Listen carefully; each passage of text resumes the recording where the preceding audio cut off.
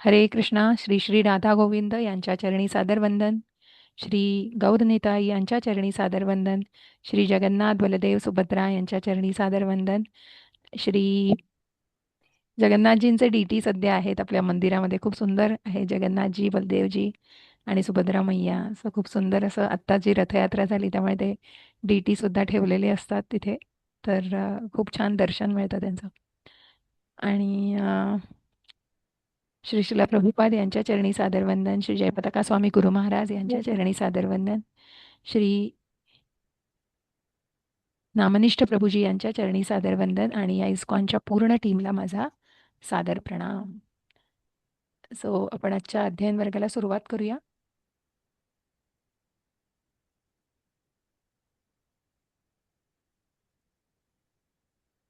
Okay.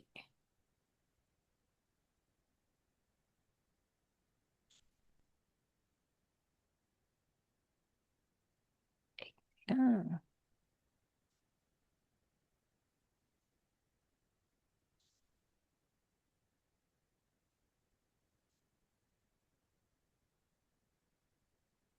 एक second द्या मला, काहीतरी गडबड झाली.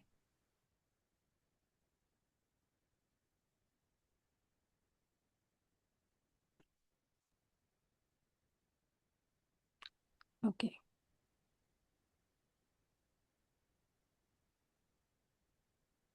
सो प्रार्थनेने सुरुवात करते. रेकॉर्डिंग स्टार्ट केलंय.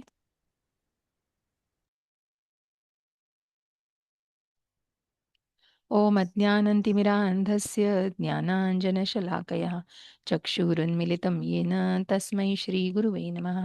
श्रीचैतन्यमनोभीष्टं स्थापितं येन भूतले स्वयं रूप कदा मह्यं ददाति स्वपदान्तिकं.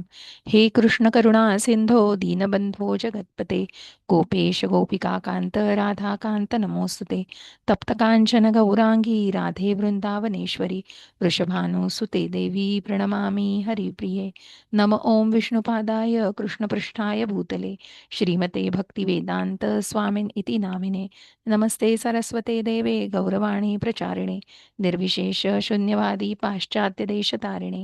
जय हो श्री कृष्ण चैतन्य प्रभो नित्यानंद श्री अद्वैत गदाधर श्रीवासादि गौरभक्त. हरे कृष्ण कृष्ण कृष्ण हरे हरे, हरे राम राम राम हरे हरे. हरे कृष्णा कृष्ण कृष्ण हरे हरे, हरे राम राम राम हरे हरे. हरी बोल. हरे कृष्णा. सो आपण मंत्र एक सुरू केलेला. आपली मुखपृष्ठ, त्याच्यानंतर प्रस्तावना झालेली आहे. त्यानंतर आपण ईश स्तुती बघितलेली आहे आणि आता आपण मंत्र एक वरती आहोत. तर मंत्र एकचा काही भाग आपण सुरू केला होता. सो हाही भाग थोडासा घेतलेला, पण मी इथपासून सुरुवात करते. कोणाला वाचायची इच्छा आहे का? मंगल माताजी वाचू शकता. हरे कृष्णा. येस मंगल माताजी, तुम्ही अनम्यूट आहात. तुम्हाला वाचायचं आहे का? कोणाला इतरांना वाचायची इच्छा आहे? कुठपासून वाचायचंय माताजी? हा, ब्रह्मांडातील प्रत्येक वस्तू. हरे कृष्ण. हरे कृष्ण. तात्पर्य श्रील प्रभुपाद द्वारा श्रील प्रभुपाद की जय. ब्रह्मांडातील, ऐकू येतोय माझा आवाज? हो हो, व्यवस्थित माताजी. ब्रह्मांडातील प्रत्येक वस्तूवरील भगवंतांच्या स्वामित्वाविषयी भगवद्गीतेच्या 7व्या अध्यायातील परा व अपरा प्रकृतीच्या वर्णनात पुष्टी मिळते. भगवद्गीता 7वा अध्याय 4था आणि 5वा श्लोक.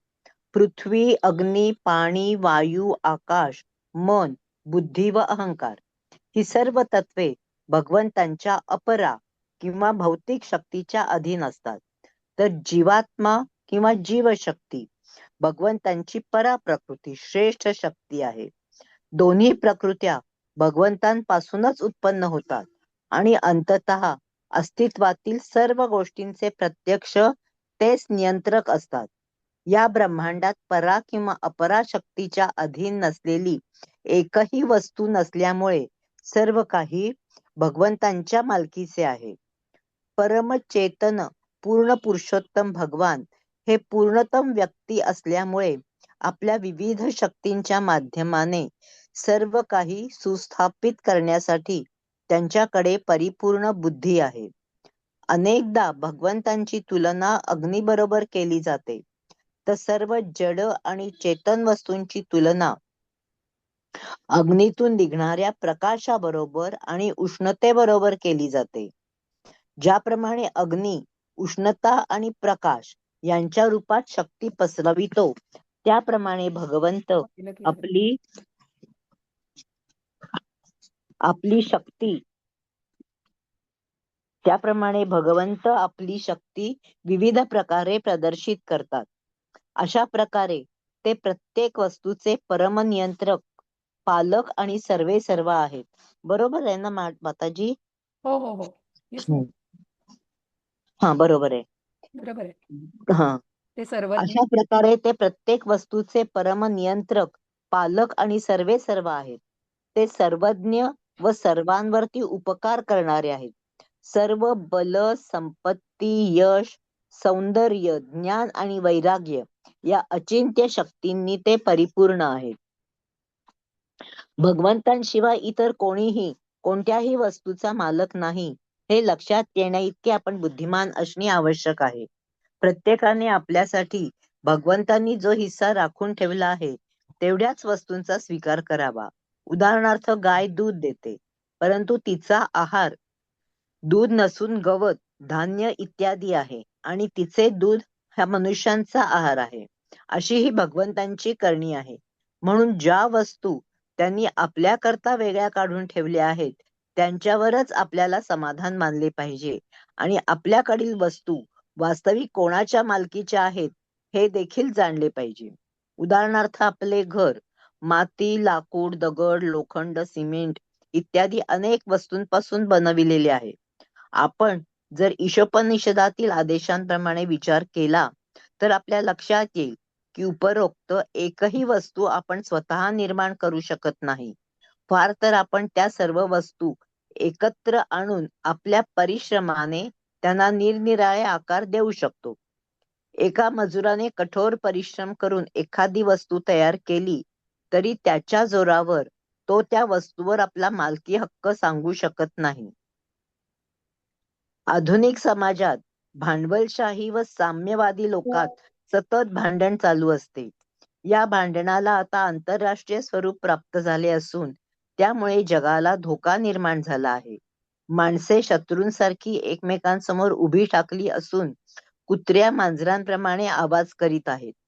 श्री ईशोपनिषद कुत्र्या मांजरांना उपदेश देऊ शकत नाही, परंतु ते प्रामाणिक आचार्यांच्या माध्यमातून मनुष्याला भगवंतांचा संदेश देऊ शकते. मानव जातीने ईशोपनिषदाचे वैदिक ज्ञान स्वीकारून भौतिक मालमत्तेवरून भांडता कामा नये. भगवत कृपेने प्रत्येकाला ज्या काही सुखसोयी मिळाल्या आहेत तेवढ्यावरच त्याने समाधान मानले पाहिजे. जर भांडवलदार, साम्यवादी किंवा इतर कोणताही पक्ष नैसर्गिक साधन संपत्तीवरती हक्क सांगू लागला तर जगात शांतता नांदू शकणार नाही, कारण ही सर्व संपत्ती भगवंतांच्या मालकीची आहे. भांडवलदार राजकीय डावपेचांनी साम्यवाद्यांना दडपू शकणार नाहीत, तर साम्यवादी चोरलेल्या भाकरीकरिता लढून भांडवलदारांना हरवू शकणार नाही.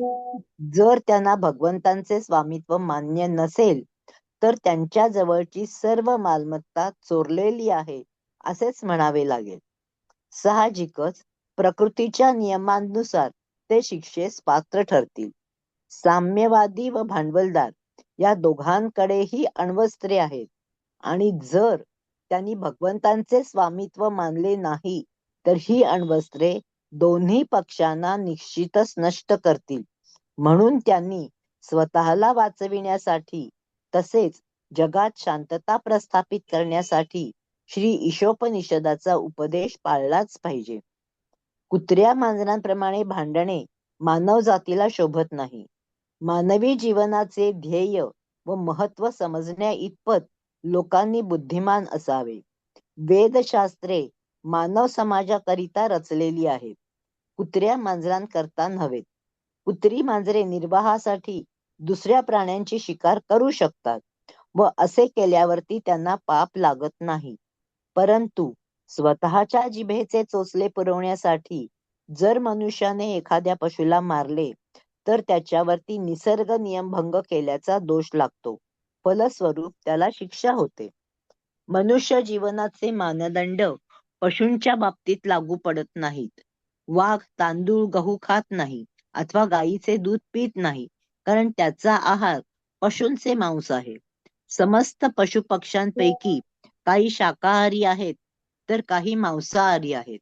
परंतु त्यांच्यापैकी कोणीही भगवंतांनी दिलेल्या निसर्ग नियमांचे उल्लंघन करीत नाही. पशु पक्षी, सरपटणारे प्राणी तसेच अन्य निम्न स्तरातील प्राणी प्रकृतीच्या नियमांचे काटेकोरपणे पालन करीत असल्यामुळे त्यांच्या बाबतीत पापाचा प्रश्नच उद्भवत नाही. शिवाय वैदिक नियम देखील त्यांच्याकरिता दिलेले नाहीत. केवळ मनुष्य जीवनच जबाबदारीचे जीवन असते. केवळ शाकाहारी होऊन आपण स्वतःला निसर्ग नियमांच्या उल्लंघनापासून वाचवू शकत नाही. भाजीपाल्यात सुद्धा जीव असतो. एक जीव दुसऱ्या जीवाचे भक्ष्य असतो असा प्रकृतीचा नियम असला तरी भगवंतांची जाणीव करून घेणे हे मानव जातीचे कर्तव्य आहे. म्हणून आपण कट्टर शाकाहारी असल्याची कोणीही घमेंड करू नये. भगवंतांच्या अस्तित्वाची जाणीव करून घेण्या इतपत विकसित चेतना पशूंमध्ये नसते. परंतु मनुष्याजवळ इतकी बुद्धिमत्ता असते की त्याने वैदिक शास्त्रांपासून बोध घ्यावा आणि निसर्गाचे नियम कसे कार्यान्वित होतात ते जाणून घेऊन त्या ज्ञानाचा फायदा करून घ्यावा. त्याने जर वेदाज्ञांची उपेक्षा केली तर त्याचे जीवन धोक्यात येते. म्हणून त्याने भगवंतांचा अधिकार मान्य करून त्यांचा भक्त व्हायला हवे आणि आपल्याकडील सर्व काही त्यांना समर्पित करून केवळ त्यांना अर्पण केलेले अन्न प्रसाद रूपाने सेवन केले पाहिजे. असे केल्याने तो योग्य रीतीने कर्तव्य पालन करण्यास समर्थ होईल. भगवद्गीतेत 9वा अध्याय 26वा श्लोक भगवंतांनी स्पष्टपणे सांगितले आहे की भक्ताने प्रेमपूर्वक अर्पण केलेल्या शाकाहारी अन्नाचा ते स्वीकार करतात. म्हणून आपण केवळ कट्टर शाकाहारी न होता भगवत भक्त होऊन सर्व अन्न भगवंतांना अर्पण करावे आणि त्यानंतर भगवत प्रसाद ग्रहण करावा. केवळ अशा भावनेने कार्य करणारेच मनुष्य जीवनाचे कर्तव्य पालन योग्य रीतीने करू शकतात.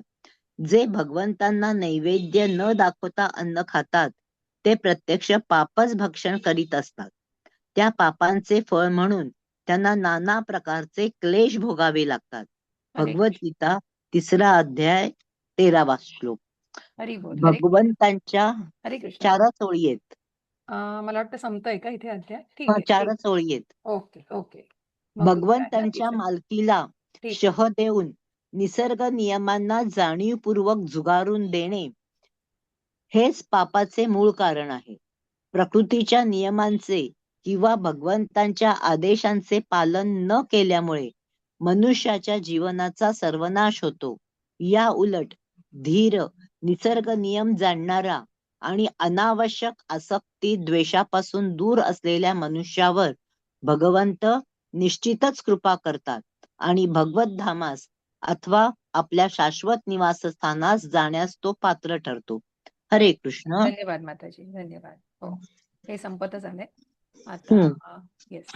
सो आपण दुसऱ्या श्लोकावरती पहिल्या मंत्रावरती आहोत. खूप धन्यवाद माताजी. एक सेकंड, हे थोडं बारीक करते हे. ठीक आहे.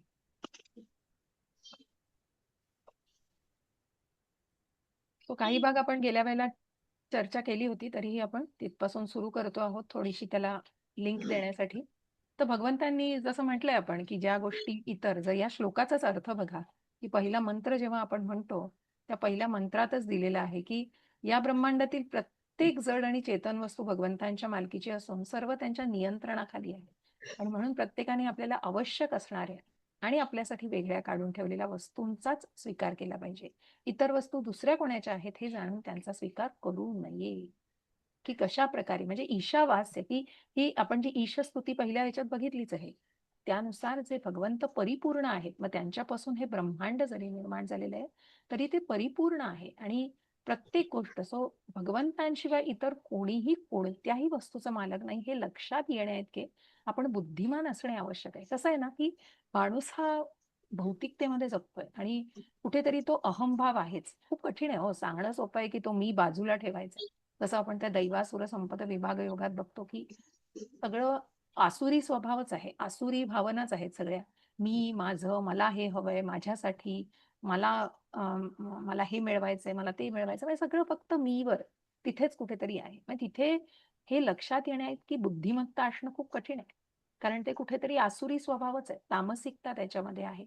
आणि म्हणून प्रत्येकाने आपल्यासाठी भगवंताने जो हिस्सा राखून ठेवला आहे तेवढ्याच वस्तूंचा स्वीकार करावा. कारण भगवद्गीतेतच आपल्याला सांगितलंय, भोक्तारम यज्ञ तपसा सर्व लोक महेश्वरम सुहृदम सर्वभूतानां ज्ञात्वा माम शांती मृच्छती. की हे एक शांतीचं सूत्र दिलंय की भगवंत हे सगळ्यात जवळचा मित्र आहे आपला आणि सगळ्यात सुहृद, म्हणजे जे फक्त आपल्या चांगल्याचाच विचार करतात. आणि म्हणून इतका असा हा आपला जो मित्र आहे भगवंत, की ते या सगळ्या विश्वाचा म्हणजे सगळ्या गोष्टींची मालमत्ता, जे 18व्या अध्यायामध्ये सुद्धा भगवद्गीतेच्या तुम्हाला सांगितलं की 5 घटक आहेत. त्या 5 घटकांमध्ये ईश्वराची परवानगी ही सगळ्यात महत्वाची आहे. सगळ्या गोष्टी तुम्ही मिळवाल, पण तिथे जर अनुभव आपण म्हणतो ना उपद्रष्टा आणि अनुमंता, कारण तो ऑब्झर्व पण करतोय आणि तो परवानगी पण देतोय. मग तिथे आवश्यक आहे की आपल्याला भगवंतांनी जे प्रत्येकासाठी जन्म दिलाय त्या जीवाला, म्हणजे त्या जीवाची काळजी भगवंत नक्कीच घेत आहे. त्यामुळे जितकं जेवढ्या ज्याच्यासाठी केलंय, जे योग्य आहे ते भगवंत नक्कीच देणार आहे. तुम्हाला हवंय, मला हे हवंय, मला ते हवंय, मला हे मिळवायचंय, नाही, तसं नाही होणार. तुम्हाला जे योग्य आहे भगवंत नक्कीच देणार. मग जो तो आपल्या कर्मानुसार ते मिळवतो. म्हणून इथे म्हटलंय की उदाहरणार्थ गाय दूध देते, परंतु तिचा आहार दूध नाहीये, ती स्वतःचं दूध नाही पित, तर तिचा आहार काय आहे? गवत, धान्य. कारण हे ठरवून दिलंय, जीवो जीवस्य जीवनम. पुढे जे आपण म्हणणार आहोत की प्रत्येक जीव दुसऱ्यावर अवलंबून आहे, पण इथे त्या जीवासाठी भगवंतांनी ती गोष्ट प्रत्येक आपण बघतो ना की एखादी मुंगी सुद्धा, मग त्या मुंगीसाठी सुद्धा ते अन्न राखून ठेवलेलं असतं की त्या त्या वस्तूला त्यांचा जेवढा अधिकार आहे तेवढंच त्यांनी ते करावं. पण माणसाचं कसं आहे हो, माणूस म्हणजे असा सगळ्यासाठी हपापलेला आहे. त्याच्यामुळे हे पण मला हवंय, ते पण मला हवं, हे तुम्ही पक्षांना सांगा बरं, की जेवढं हवंय तेवढीच गोष्टी त्या घेऊन जातील आपला साठा. म्हणजे अतिरेक करणार नाही त्या गोष्टीचा. साधं आपण आता लॉकडाऊन मधलं वगैरे उदाहरण, की हे मिळणार नाही, ते मिळणार नाही. आचरटासारखं सगळ्या गोष्टी आपल्या घरामध्ये हे ते आणून ठेवायचं. म्हणजे त्याला काही हेच नाही. त्या माइंडसेटला, त्या मानसिकतेवर कुठेतरी विचार केला पाहिजे. कबूल आहे. पण अरे दुसऱ्यांचा पण विचार करा ना, की ज्या गोष्टी त्यांच्यासाठी आहेत, तर जेवढं आपल्याला आवश्यक आहे तेवढं ठेवा. अगदी कुठे काही अगदी जंगलात जाऊन पडले नाही आहात की तुम्हाला काही मिळणार नाही. पण ही जी मानसिकता आहे ही महत्वाची, ही बदलणं महत्वाची. म्हणून ही सगळी भगवंतांची करणी आहे. ज्या वस्तू त्यांनी आपल्याकरता वेगळ्या काढून ठेवल्या आहेत आणि त्याच्यावरच आपण समाधान मानलं पाहिजे. आणि म्हणूनच वस्तू वास्तविक कुणाच्या इतरांच्या मालकीच्या जर असतील तर तेही आपण जाणलं पाहिजे. कसं आहे, आपण दगड, माती या सगळ्या विटा घर बनवतो हो, पण मग ह्याचे दगड माती कोण बनवू शकतंय याचा विचार केलायत का? की त्याच्यावर काही त्या जोरावर कोणी करू शकतं का? की या सगळ्यावर मिळून तुम्ही कुठेतरी आकार देऊ शकता, ती सुद्धा भगवंतांनी दिलेली बुद्धिमत्ता आहे. म्हणून सर्वस्य चाहम हृदि सन्निविष्टो मत्तः स्मृतिर्ज्ञान मम पोहनम च वेदैश्च सर्वैरहमेव वेद्यो वेदांत कृद्वेद विदेह चाह. भगवंत सांगतायत की ही स्मृती, ज्ञान भगवंतांनी दिलेली बुद्धिमत्ता आहे. अहो साधं हे शरीर सुद्धा आपल्या मालकीचं नाहीये हो. हा देह सुद्धा ते भगवंतांचा आहे. तो परमात्मा इथे वसलेला आहे आपल्या हृदयामध्ये. आणि म्हणूनच आपल्याला या आत्म्यावरती त्या परमात्म्याचं निश्चितच तेवढा आपण त्याचा अंश आहोत. पण नक्की भगवंत सांगतायत की भगवंतांनी ही गीता दिली आहे, भागवतम दिलंय, की तुम्ही माझे अंश आहात. म्हणून ते अंश बीज देणारे पिता भगवंत आहेत. काळजी आहे हो त्यांना आपली. म्हणून तर म्हणतायत ना की हा जीर्ण देह टाकल्यावर या जन्मानंतर पुन्हा इथे भौतिकतेत परत यायचं नाही, भगवंतांच्या धामाला जायचं आहे. पुन्हा पुन्हा त्या जन्म, मृत्यू, जरा, व्याधी, हे हवंय, ते हवंय, त्या सगळ्या इच्छा आकांक्षांनी पुन्हा अडका मग त्याच्यामध्येच. मग इथे आपल्याला दिसतंय भांडवलशाही, साम्यवादी, तथाकथित कम्युनिस्ट आपण बघतो की सतत भांडणं चालू असतात आणि हे इतक्या थराला जातात ना, की त्याला काही लिमिटच नाही. आता आपण बघतो आहोत, कुत्र्या मांजरासारखी माणसं भांडतायत. म्हणजे लिटरली कुत्र्या मांजराला उपदेश देऊ शकत नाही. पण ते प्रामाणिक आचारांच्या माध्यमाने मनुष्याला भगवंतांचा संदेश देऊ शकतात. आणि म्हणूनच कारण की मनुष्याकडे ही बुद्धिमत्ता आहे. मनुष्य या अॅनिमल्स म्हणजे या प्राण्यांपासून कसा वेगळा आहे? कारण ही बुद्धिमत्ता आहे हो त्याच्याकडे. भगवत कृपेने प्रत्येकाला ज्या काही सुखसोयी मिळालेल्या आहेत, तेवढ्यावरच त्याने समाधान मानलं पाहिजे. मग जो भांडवलदार एखादा हक्क सांगतोय, मग साम्यवाद्यांना पण आम्ही चोळलेल्या भाकरीसारखं म्हणजे कोणी स्वतः अगदी त्या गोष्टीला इतकं ते इकॉनॉमिक आणि मग त्याला इतकं त्याचं राजकारण केलं जातं, की त्या गलिच्छ राजकारण केलं जातं त्याचं. मग हे त्यांनाशी भांडतायत, ते त्याच्याशी भांडतायत. बट संध्या भगवंतांचं स्वामित्वच जर त्यांना मान्य नाहीये, तर त्यांच्या जवळची सगळी मालमत्ता चोरली असंच म्हणायला लागेल. कारण मग तुम्ही ते कारण ती मालकी माझं आहे, माझं आहे, काय माझं आहे? मग नक्कीच ते कुठेतरी शिष्यच पात्र आहे. मग हे दोघांकडे काही अण्वस्त्र आहेत. आपण हे सगळे देश बघतोय आता सध्या चाललंय. अमेरिका, इराण, युक्रेन, इथे इस्रायल म्हणजे इतकं हे सगळं बघतोय. सगळे बलाढ्य आहेत. ही अण्वस्त्र दोन्ही पक्षांना निश्चितच नष्ट करतील. म्हणून त्यांनी स्वतःला वाचवण्यासाठी तसेच जगात शांतता प्रस्थापित करण्यासाठी ते ईशोपनिषदाचा उपदेश हा पाळला पाहिजे. अहो, जर एखाद्याने एवढी गोष्ट म्हटली, की भगवंतांनी हे सगळं विश्व, हे ब्रह्मांड निर्माण केलेलं आहे. सो भगवंतांचे पुत्र आहोत आपण सगळे म्हणजे निश्चितच आपण एकमेकांचे कुठेतरी रिलेशन्स आहोत आणि आपण एकमेकांना त्या दृष्टीने बघितलं पाहिजे. पण कठीण आहे हो हे. कारण आपण कलियुगात आहोत. त्यामुळे हे इतकं थराला चाललेलं आहे, की पंडितः समदर्शिनः की प्रत्येक जीवामध्ये तो परमात्मा वसलेला आहे. ही ही भावना मनामध्ये आणणं कठीण.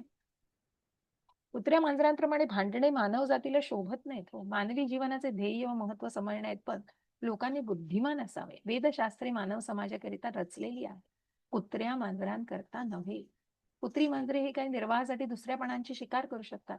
मग इथे वाघाने हरणाला खाल्लं तर त्यांनी कुठलंही पाप केलेलं नाहीये. त्यांनी कुठल्या नियमाचा भंग केलेला नाहीये. कारण जीवो जीवस्य जीवन. प्रत्येक जीवाला जगण्यासाठी निश्चितच त्या दुसऱ्या जीवावर अवलंबून राहता येते. कारण त्यांना काही गहू तांदूळ खाता येत नाही, त्यांना काही दूध पिता येत नाही. त्यामुळे त्यांना ते मांसच खायला लागतं. त्याच्यावरच त्यांचा निर्वाह आहे. तोच त्यांचा आहार आहे. त्यामुळे तिथे कुठेही त्यांना पाप लागत नाही. पण हेच आपण जेव्हा या गोष्टी स्वतःचे चोचले, स्वतःच्या जिभेच्या चोचले पुरवण्याकरता जेव्हा करतो, ते निश्चितच पाप आहे. कारण कुठेतरी तुम्ही ती करुणा मनामध्ये ठेवत नाहीत, की दुसऱ्याही जीवाला जगू द्यायचं नाही. काय अधिकार आहे तुम्हाला त्या जीवाला मारून खाण्याचा?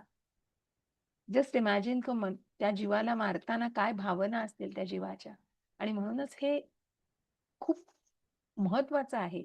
पशु, पक्षी, सरपटणारे प्राणी तसेच अन्य निम्न स्तरातील प्राणी प्रकृतींच्या नियमाचं काटेकोर पालन करीत असल्यामुळे त्यांच्या बाबतीत पापाचा प्रश्न उद्भवत नाही. शिवाय वैदिक नियम देखील त्यांच्याकरिता दिलेले नाहीत. केवळ मनुष्य जीवनच जबाबदारीचे जीवन आहे.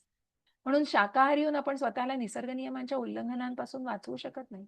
भाजीपाल्यात पण जीव असतो हो, की झाडं पाला ह्यांच्यात पण. कारण शेवटी आपण जे म्हणतो ना, की ज्या 84 लक्ष योनींमध्ये, मग त्याप्रमाणे त्यांच्यातही जीव असतो. एक जीव दुसऱ्या जीवाचं की जीवो जीवस्य जीवन. म्हणून आपल्याला अधिकार आहे, की आपण आपल्याला भगवंतांनी पत्रम पुष्पम फलम तोयम यो मे भक्त्या प्रयच्छती. मग ते प्रभूजी त्या दिवशी सांगत होते, प्राण प्रभूजी, की तिथे काय लिहिलंय का अंड, मांस असं असं दिलंय का? भगवंत सांगतायत का असं, की त्यांना या गोष्टी हव्यात की नाही? भगवंताने सांगितलंय, एक फळ, एक फूल, एक पान मला किंवा एक पळीभर पाणी जरी भगवंतांना ती भावना महत्वाची. भक्तीने आणि प्रेमाने अर्पण केलं तर भगवंत त्याचे भुकेले येतो. भगवंत भावाचे भुकेले आहे. आणि म्हणूनच भगवंतांची जाणीव करून, की असा हा प्रकृतीचा नियम, की जरी जीवो जीवस्य जीवनम असं असलं, तरी माणसाने कट्टर शाकाहारी असल्याची कुठली घमेंड करू नये. भगवंतांच्या अस्तित्वाची जाणीव करून घेण्यापत विकसित चेतना पशूंमध्ये नसते, परंतु मनुष्याजवळ इतकी बुद्धिमत्ता असते, की त्याने वैदिक शास्त्रांपासून बोध घ्यावा, निसर्गाचे नियम कसे कार्यान्वित होतात हे जाणून त्या ज्ञानाचा फायदा करून घ्यावा. आणि जर वेदाज्ञांची उपेक्षा केली तर त्याचे जीवन धोक्यात येते. कारण मग आपण जे म्हटलं, की वेद हे हे ज्ञान आहे. आणि हे जसं आपण श्रुती म्हटलं ना, की इथे आपल्याला जे खरं ज्ञान म्हणजे वेदांमध्ये वेदैश्च सर्वैरहमेव विद्या. आपण वेद जाणतोय म्हणजे भगवंतांना जाणण्याचा प्रयत्न करतोय. ज्या भागवतामधून, भगवद्गीतेत प्रत्यक्ष भगवंतांनी उपदेश दिलेला आहे आणि अनेक ही उपनिषद जी आहेत, वेद लिहिलेले आहेत, वेदांत सूत्रे जी लिहिलेली आहेत, तर यांना जाणून, कारण यामध्ये जे ज्ञान दिलेलं आहे तर त्यांना मान्य करूनच आपल्याला त्या गोष्टी, कारण तिथे कुठेतरी आपण जसं आधीच्या ईशस्तुतीमध्ये वाचलं किंवा आधी प्रस्तावनेमध्ये पण दिलेलं आहे, की तिथे उगीच काहीतरी अज्ञानापोटी त्याच्यावरती टीका करून आणि हे असंच काय आणि ते तसंच काय, you just go in depth of that. तुम्ही ते सगळं पूर्णपणे जाणून घ्या, सखोलपणे जाणून घ्या. उगीच उठलंय काहीतरी आणि काही करायचं. पण म्हणूनच इथे म्हटलंय भगवंतांनी, की नुसतं शाकाहारी राहून नाही, तिथे कृतज्ञता महत्वाची. जसं आपण त्या 3ऱ्या अध्यायामध्ये बघतो ना, की त्यागाचं चक्र, की भगवंतांपासूनच जे निघायला मिळतंय आपल्याला, ज्या वेदांमधनं आणि उपदेशांमधनं सांगितलेलं आहे, आणि त्याच्या मार्फत मग जसं आपण वरुणाची प्रार्थना करून वरुण राजा मग पर्जन्य देऊन, आणि त्याप्रमाणे मग पर्जन्य राजाने धान्य उगवतंय शेतामध्ये, आणि तो शेतकरी मग धान्य शेतामध्ये त्याची निगा राखतोय, आणि सगळं धान्य मग जे पेरलेलं उगवून मग त्याची कापणी केली जाते, आणि मग त्याचा पुन्हा भगवंतांना नैवेद्य दिला जातो. कारण ती कृतज्ञता झाली. प्रसाद म्हणून आपण जेव्हा अन्न ग्रहण करतो तेव्हा ते खरं समजलं पाहिजे. नाही तर सांगतायत भगवद्गीतेमध्ये स्पष्ट, की तुम्ही एक पाप ग्रहण करता आहात. भगवंतांनी 9:26 मध्ये स्पष्ट सांगितलं, की भक्तांनी प्रेमपूर्वक अर्पण केलेल्या शाकाहारी अन्नाचा ते स्वीकार करतात. आणि म्हणूनच आपण बघतो, की एक मिनिट हं. म्हणून आपण केवळ शाकाहारी न होता भगवत भक्त होऊन सर्व अन्न भगवंतांना अर्पण करावं आणि त्यानंतर भगवत प्रसाद ग्रहण करावा. म्हणून आपण जे बघतो, की आपण बऱ्याच वेळेला सणासुदीला त्या गोष्टी करतोच, पण जेव्हा प्रत्येक वेळी जी गोष्ट आपण खातो आहोत ती जी दिलेली आहे आपल्याला, ही भगवंतांची कृपा आहे, आणि ती कृतज्ञता भगवंत, काही आपण विकत आणलं बघा, काही गोष्टी तरी आपण पहिले ते देवाजवळ ठेवतो, देवासमोर ठेवतो, आणि भगवंतांच्या कृपेने आपल्याला हे मिळालेलं आहे. म्हणून आपण ते अन्न अर्पण करून भगवंतांना मग ग्रहण करणं हा प्रसाद आहे.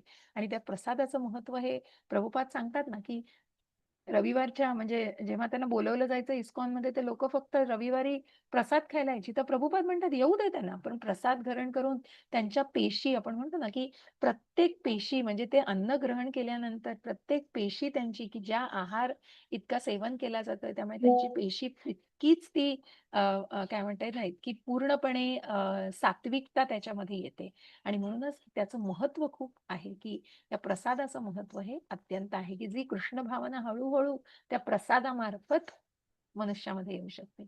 आणि केवळ अशा भावनेने कार्य करणारे मनुष्य जीवनाचं कर्तव्य पालन योग्य रीतीने करू शकतात. जे भगवंतांना नैवेद्य न दाखवता अन्न खातात ते प्रत्यक्ष पापच भक्षण करीत असतात. त्या पापांचं फळ म्हणून त्यांना नाना प्रकारचे क्लेश भोगावे लागतात. आणि म्हणूनच इथे कुठेतरी ती कृतज्ञता म्हणून निश्चितच ते प्रसाद म्हणून दिलेलं अन्न ग्रहण करणं हे खूप महत्वाचे, जे आपण भगवद्गीतेमध्ये पण जाणलंय. भगवंतांच्या मालकीला शह देऊन निसर्ग नियमांना जाणीवपूर्वक झुगारून देणे हेच पापाचं मूळ कारण आहे. कारण कसं आहे ना, की आजची आपण जनरेशन बघतोय, किंवा जनरली कसं असतं, नाही मी हे सांगितलं ना तर मी त्याच्या विरुद्धच आहे, मग त्याला कुठेतरी चॅलेंज दिलं जातं. पण निसर्ग नियमांना जाणीवपूर्वक झुगारून देणं, की ज्या गोष्टी सांगितलेल्या आहेत त्या वेदांमध्ये, उपनिषदांमध्ये सांगितलेल्या आहे, आणि त्याला कुठेतरी ती योग्य अशी महती आहे त्याची. मग ते अज्ञानापोटी उगीच त्याला चॅलेंज करून त्या गोष्टी करणं म्हणजे मूर्खपणाचं लक्षण आहे. प्रकृतीच्या नियमांचं, भगवंतांच्या आदेशाचं पालन न केल्यामुळे मनुष्याच्या जीवनाचा सर्वनाश होतो. याउलट धीर, निसर्ग नियम जाणणारा आणि अनावश्यक आसक्ती, द्वेषापासून दूर असलेल्या मनुष्यावर भगवंत निश्चितच कृपा करतात आणि भगवत धामास अथवा आपल्या शाश्वत निवासस्थानास जाण्यास तो पात्र ठरतो. म्हणूनच धीर, म्हणून आपण जेव्हा म्हणतो ना, देहिनोऽस्मिन्यथा देहे कौमारम यौवनम जरा तथा देहांतर प्राप्ती धीरस्तत्र न मुह्यती. धीर व्यक्ती, ज्या व्यक्तीने फक्त बॉडीली कन्सेप्शनशी नाही तर जाणलंय की हा आत्मा परमात्म्याचा अंश आहे, तो या देहातून जातो, तर धीर मनुष्य हे जाणू शकतो. निसर्ग नियम जाणणारा, जे भगवंतांनी घालून दिलेले नियम आहेत. अनावश्यक आसक्ती, द्वेष, हा एक सेकंड, सॉरी,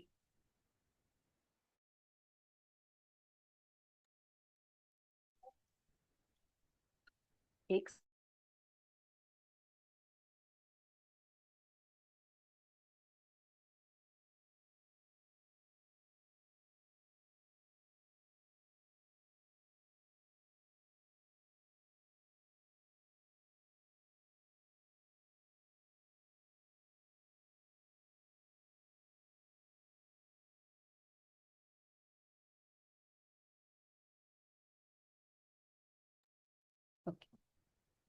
तो म्हणूनच इथे म्हणतोय आपण निसर्ग नियम जाणणारा अनावश्यक आसक्ती द्वेषापासून, तिथे आपण हे जे समतोल आहे ना, जसं आपण म्हटलं ना की सुखामध्ये हुरळून न जाता आणि दुःखामध्ये होरपळून न जाणं, की ज्या प्रकारे त्या धीर व्यक्तीला आपण ज्या स्थिताधीर मुनीला दुसऱ्या अध्यायातही बघितलं, जिथे प्रल्हाद महाराज की इतकं डिटर्मिनेशन आहे, इतकं डिटर्मिनेशन की काहीही कशाही संकटातून जाऊ नये, भगवंत आहेत आणि माझं रक्षण करतायत. आणि म्हणूनच अशा कुठल्याही प्रकारच्या आसक्ती द्वेषाला आहारी न पडता या सगळ्यापासून दूर असलेल्या मनुष्यावर भगवंत कारण भगवंतांचा भक्त हा भगवंतांना निश्चितच प्रिय आहे. ज्या 12व्या अध्यायामध्ये भगवंत की तेमे भक्ती प्रिय, की आपल्याला ती व्यक्ती, मला कुठली व्यक्ती प्रिय आहे, त्या सगळ्या व्यक्तींविषयी भगवंतांनी आपल्याला वर्णन करून सांगितलेले आहे. आणि म्हणूनच भक्त हा भगवंतांसाठी निश्चितच विशेष आहे, कारण ते भक्त भगवंतांचं जे नातं आहे ना, ते निश्चितच विशेष आहे. भगवत धामास अथवा आपल्या शाश्वत धामात जाण्यास तो निश्चित पात्र ठरतो. मग त्याला फार वेळ लागत नाही, की मग खूप जन्म घ्यायला लागत नाही. अगदी थोड्या जन्मातच मग निश्चितच त्याला ते योग्यपणे येऊ शकतो. थोडं ब्लर आहे का हे? हरे कृष्ण. सगळ्यांना दिसतीये स्क्रीन? थोडस, हा, हे जरा ठीक आहे, एखादं पान मध्ये असेल. हरे कृष्ण, दिसतीये माझी स्क्रीन?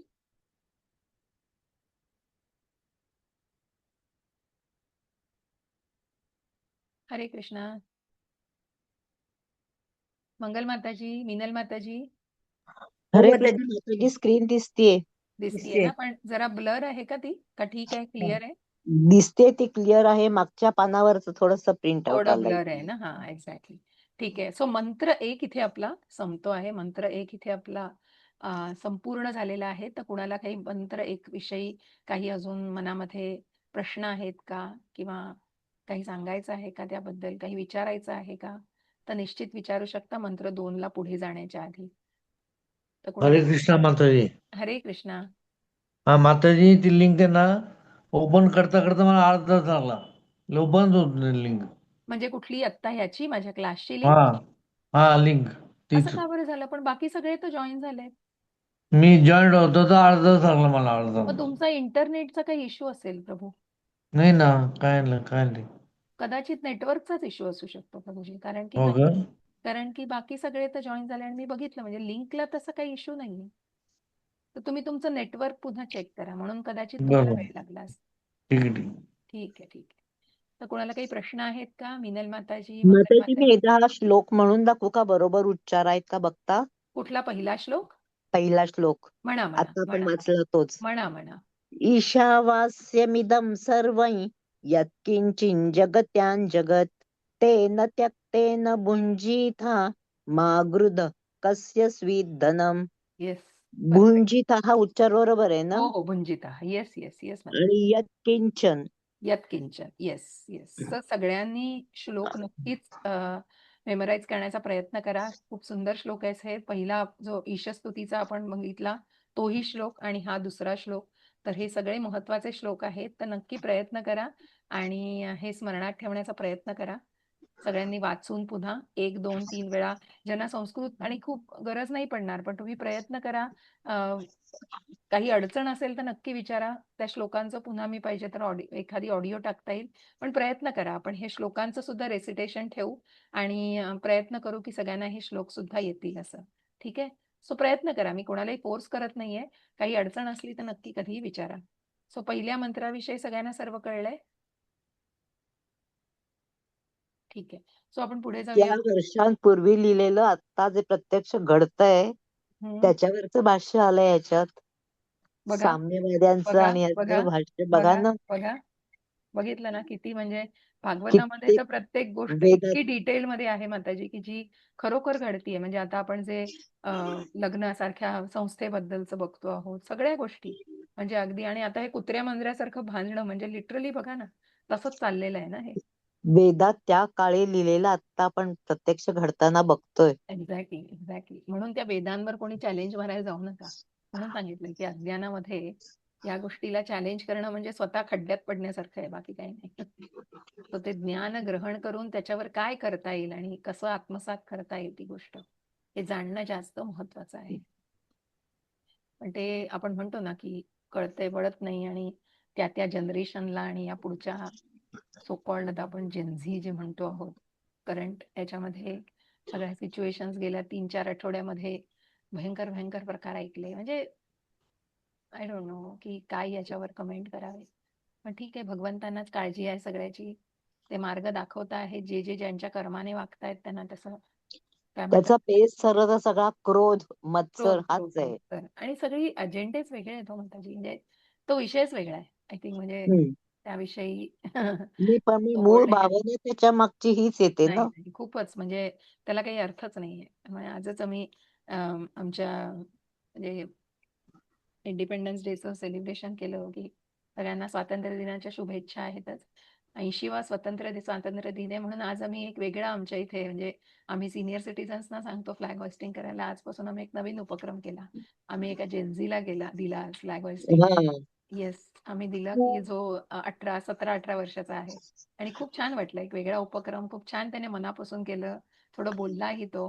तर त्यामुळे हेच त्यांच्यातही हवंय ही कुठेतरी. भावना निर्माण करायला येस, हवी. Yes, yes. हे खूप महत्वाचं आहे. खूप, खूप म्हणजे खूप महत्वाचं आहे. त्याच जनरेशनला मोल्ड करणं म्हणजे आहे खूप शार्प आहे. खूप छान त्यांच्यामध्ये ब्रिलियन्स आहे, क्रिएटिव्हिटी आहे. पण त्याला एक डायरेक्शन हवी आहे. That is very important. So हम्म. भगवंतांच्या कृपेने आपण त्यांना जितकं मार्गदर्शन करू शकू, जो मार्ग दाखवू शकू, तो प्रयत्न आहे. सो आपण पुढे जाऊया मंत्र 2 ला. हम्म. येस, हरी बोल, हरे कृष्ण. मंत्र 2 कुर्वन्नेवेह कर्माणि जिजीविषेच्छन्त समः तं समः एवं त्वयि नान्यधेतोऽस्ति न कर्म लिप्यते नरे. कुर्वन सतत करणे, एव अशा प्रकारे, इड या जीवनामध्ये कर्माणी कार्य जे विषयत जगण्याची इच्छा केली पाहिजे. 100 समाह अर्थ कळलं. येस, एवं याप्रमाणे राहून त्वयी तुम्हाला न नाही अन्यथा अन्यथा इडहा. एक मिनिट हा. अन्यथा इतः या मार्गाने. हो, इतः नाही, मी इथे तेच बघत होती. हेतोस्ती इतः. सो इतः या मार्गाने असती. इतः आणि असती ही संधी आहे. हम्म. न नाही कर्म कर्म लिप्यते बंधनात पाडू शकते नरे मनुष्याला. नर म्हणजे मनुष्य. सो अर्थ भाषांतर, जर मनुष्य अशा प्रकारे सतत कार्य करीत राहिला तर त्याने शेकडो वर्ष जगण्याची इच्छा केली तरी हरकत नाही. कारण अशा प्रकारे कर्म त्याला बंधनांमध्ये अडकवू शकत नाही. अन्यथा इतर कोणताही पर्याय नाही. कुणाला वाचायची इच्छा आहे तात्पर्य? प्रभूजींपैकी कुणाला वाचायचं आहे का? किंवा इतर कोणी माताजी? राधा माताजी, रुपाली माताजी, स्वाती माताजी, उज्ज्वला माताजी, कोणाला वाचण्याची व्हॉलंटिअर करा. वाचा म्हणजे आपोआप ते डोळ्याखालून जातं आणि म्हणूनच तो उद्देश आहे की तुम्ही सगळ्यांनी ते वाचलं तर तुम्हाला ते वाचलंही जातं तुमच्याकडून. आपण चर्चा तर करतोच आहोत. परिणिता माताजी वाचायची इच्छा आहे का? ठीक आहे. मंगल माताजी वाचायचंय? मंगल माताजी हो माताजी, वाचते मी. ठीक आहे. हम्म. दिसतीये का स्क्रीन? तात्पर्य श्रील प्रभुपाद द्वारा. श्रील प्रभुपाद की जय. कोणालाही मृत्यू नको असतो. प्रत्येक जण शक्य होईल तितके जगण्याची धडपड करतो. ही प्रवृत्ती केवळ व्यक्तिगत स्तरावरच नव्हे तर सामाजिक, सामुदायिक आणि राष्ट्रीय स्तरावर सुद्धा दिसून येते. सर्व प्रकारच्या जीवांमध्ये जगण्याकरिता कठीण संघर्ष चालू असतो आणि वेदांमध्ये हे अगदी स्वाभाविक आहे. जीवात्मा स्वभावतःच अमर आहे, परंतु भौतिक अस्तित्वातील बंधनामुळे त्याला पुन्हा पुन्हा शरीर बदलावे लागते. या प्रक्रियेला पुनर्जन्म किंवा कर्मबंधन असे म्हणतात. जीवात्म्याला शेवटची ओळ आहे माताजी. जीवात्म्याला उपजीविकेकरता तर सामुदायिक ना माताजी बरोबर आहे ना? तर हो, हो, सामाजिक हो. सामाजिक, सामुदायिक आणि राष्ट्रीय स्तरावर सुद्धा दिसून येते. सर्व प्रकारच्या जीवांमध्ये जगण्याकरिता कठीण संघर्ष चालू असतो आणि वेदांप्रमाणे हे अगदी स्वाभाविक आहे. जीवात्मा स्वभावतः अमर आहे, परंतु भौतिक अस्तित्वातील बंधनामुळे त्याला पुन्हा पुन्हा शरीर बदलावे लागते. या प्रक्रियेला पुनर्जन्म किंवा कर्मबंधन असे म्हणतात. जीवात्म्याला उपजीविकेकरिता कर्म करावे लागते, कारण भौतिक प्रकृतीचा तसा नियम आहे. जर त्याने आपले कर्तव्य केले नाही तर तो प्रकृतीच्या नियमांचे उल्लंघन करतो आणि स्वतःला अनेक योनीतील जन्म-मृत्यूच्या चक्राला अधिक बांधून घेतो. अन्य प्राण्यांना सुद्धा जन्म-मृत्यूच्या चक्रातून जावे लागते. आत्म्याला जेव्हा मनुष्यजन्म लाभतो, तेव्हा त्याला कर्मबंधनापासून सुटका करून घेण्याची सुसंधी मिळते. कर्म, अकर्म आणि विकर्म यांचे भगवद्गीतेत अतिशय स्पष्ट विवरण दिले आहे. विहित कर्तव्यानुसार व शास्त्रीय विधीप्रमाणे केलेल्या कार्याला कर्म म्हणतात. जन्म-मृत्यूच्या चक्रातून मुक्त करणाऱ्या कार्याला अकर्म म्हणतात. आपल्या स्वातंत्र्याचा दुरुपयोग करून केलेल्या कार्याला, ज्यामुळे अधम योनीत जन्म घ्यावा लागतो, अशा कार्याला विकर्म म्हणतात. बुद्धिमान व्यक्ती वरील 3 कर्मांपैकी जन्म-मृत्यूच्या चक्रातून मुक्त करणारे कर्म पसंत करतात. साधारण लोक इहलोकात. इहलोकात किंवा स्वर्गलोकात प्रतिष्ठेसाठी अथवा उच्चस्तरीय जीवन जगण्यासाठी पुण्यकर्मे करतात, परंतु त्यांच्याहून बुद्धिमान लोक पूर्णपणे कर्मफलांपासून मुक्त होऊ पाहतात. पाप तसेच पुण्य दोन्हीही समान रूपात भौतिक क्लेशांना बांधतात व याची निश्चिती असल्यामुळे ते पाप पुण्याच्या फलांपासून मुक्त करणाऱ्या कार्याच्या शोधात असतात. या मुक्तिप्रदात्या कार्याचे वर्णन श्री ईशोपनिषदात सापडते. हरे कृष्ण माताजी. आपण थांबू आज इथे आणि याची चर्चा करू, मग पुढची गोष्ट आपण पुढे घेऊया.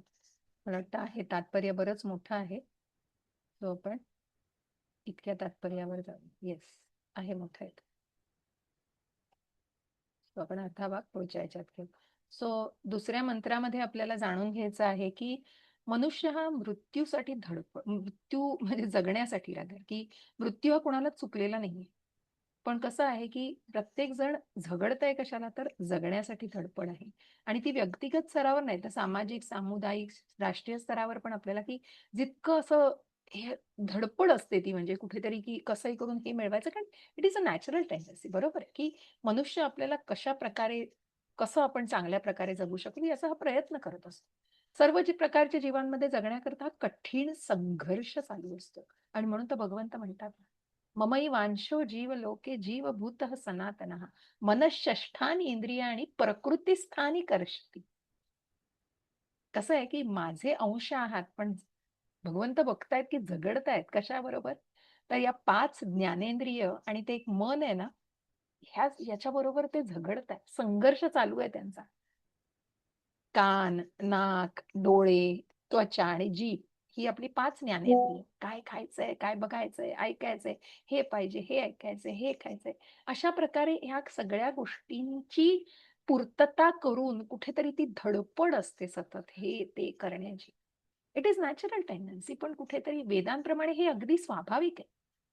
पण जीवात्मा हा कसा आहे हो, जीवात्मा हा अमर आहे. कारण आपण बघितलं की नैनम छिंदंती शस्त्राणी नैनम दहती पावका, की या आत्म्याचं कोणीही काही करू शकत नाही. मूळतः तो अमर आहे, पण देह बदलतो. तो आत्मा देह कसा बदलतोय, देहिनोस्मिन यथा देही कौमारम यौवनम जरा. कौमारम यौवन आणि जर्जर तथा देहांतर प्राप्ती धीरस्तत्र नमुयती. म्हणजे हा काय करतोय, कपड्यांप्रमाणे आपला आत्मा हा देह बदलतोय. कारण याच्यानंतर या देहानंतर त्याला दुसऱ्या देहात प्रवेश करायचा आहे. आणि अशा प्रकारे भौतिक प्रकृतीचा तसा नियम आहे. तर त्याच्यामुळे जीवात्म्याला उपजीविकेकरता कर्म करायला लागतं. पण आता हे कसं आहे ना, की आपण बघतो की जीवात्मा हा अमर आहे, आत्मा हा अमर आहे, परमात्म्याचाच अंश आहे. पण या परमात्म्याला म्हणजे का हे शरीर बदलायला लागतं हे आपण भगवद्गीतेमध्ये जाणलं. कारण पुन्हा पुन्हा त्या भौतिक प्रकृतीमध्ये जो जन्म घ्यायला लागतोय त्याला कारण काय आहे? तुमचं कर्म. आणि हे कर्म कसं केलं जातंय? सकाम कर्म केलं जातंय. कर्म बंधनात टाकणारं कर्म केलं जातंय. कारण का तिथे होतंय? सकाम कर्म म्हणजे काय? तुम्ही भगवद्गीतेत बघितलं, कर्म, विकर्म आणि अकर्म. म्हणजे कर्म आहे ते सकाम कर्म. ते कुठेतरी तुम्हाला त्या कर्मामध्ये बंधनात अडकवतंय. कारण तुम्हाला त्या कर्माच्या फळांचा उपभोग घ्यायचा आहे. मग कर्माच्या फळांचा उपभोग जर घ्यायचा असेल तर जे काही परिणाम असतील तेही त्याचे भोगायला लागणार आहेत. कारण तुम्हाला ते कर्म स्वतः केलंय हे सांगायचंय, स्वतः त्याचे उपभोग घ्यायचा आहे. आणि म्हणूनच मग इथे कुठेतरी प्रत्येक कर्म हे तुम्हाला त्या बंधनात टाकत जातं जेव्हा तुम्हाला त्या फळांचा उपभोग घ्यायचा असतो. जीवात्म्याला उपजीविकेकरता कर्म करावे लागते, कारण भौतिक प्रकृतीचा तसा नियम आहे. कारण नॅचरली तुम्ही जे कर्म करता, सकाळी उठल्यानंतर हे करायचंय ते करायचंय, जे तुमचे विहित कर्म असतात की आपल्याला खायचंय प्यायचंय, इथे जायचंय, ऑफिसला जायचंय, हे कर्म करायचंय, मुलांसाठी खाणं बनवायचंय, स्त्रियांचे काही कर्म आहेत, पुरुषांचे, हे निश्चितच आहे. जर त्यांनी आपले कर्तव्य केले नाही तर तो प्रकृतीच्या नियमांचं उल्लंघन करतो आणि स्वतःला अनेक योनीतील जन्म मृत्यूच्या चक्राला अधिक बांधून घेतो. कारण कसं आहे ना की ते कर्म करताना, मग प्रत्येक कर्म करताना तुम्ही ते जर हे कर्म भगवंतांच्या संतुष्टी करता आपण करतो आहोत. म्हणूनच इथे लिहिलं आहे की जरी या व्यक्तीला अनेक वर्ष जरी जगायला लागलं तरी तो या भौतिकतेमध्ये सुद्धा अगदी पीसफुली जगू शकतो. का जगू शकतो? कारण तो त्या कर्म बंधनात अडकत नाही. स्वतःला तो त्या जन्म मृत्यूच्या चक्रात अडकवत नाही. कारण तिथे तो इच्छा आकांक्षा धरत नाही की तो कर्म करतोय, जबाबदारी पार पडतोय, कमिटमेंट्स पूर्ण करतोय, पण तिथे कुठेतरी जी काही इच्छा आहे. म्हणून अर्जुनाला भगवंतांनी सांगितलं की तू कुठेही जाऊन संन्यास घेऊ शकत नाही जंगलात जाऊन. तुला युद्ध करायचंय, तुला गृहस्थाश्रमात राहूनच ही गोष्ट करायची आहे. भगवंतांनी काय त्याला संन्यास नाही घ्यायला सांगितलं.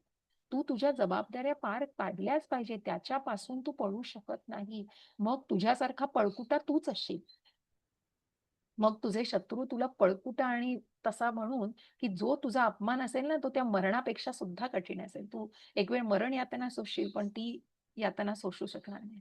आणि म्हणूनच आपल्याला की त्या बंधनात न अडकता, आणि म्हणून मग भगवंतांनी जेव्हा अर्जुनाने भगवंतांना आपलं गुरु मानलेलं आहे, नंतर भगवंतांनी जो उपदेश दिलाय की हे कर्म करायचं आहेस, भले तू लढता लढता ठार मारला गेलास तरीही तुला चांगली योनीच मिळणार आहे, तुला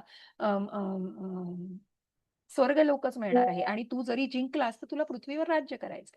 दोन्हीकडून फायदा तुझाच आहे.